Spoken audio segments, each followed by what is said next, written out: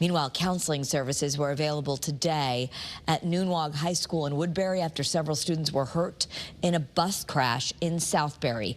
Police say a drunk driver rammed into their school bus yesterday afternoon right near Jeremy Swamp Road. The impact so intense that 2 students were thrown from that bus.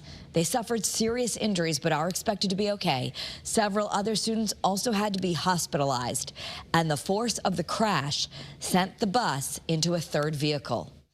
Police have arrested this man, 65-year-old Richard Estey of Southbury. He is charged with driving under the influence. He was released on a $25,000 bond. We will keep you posted.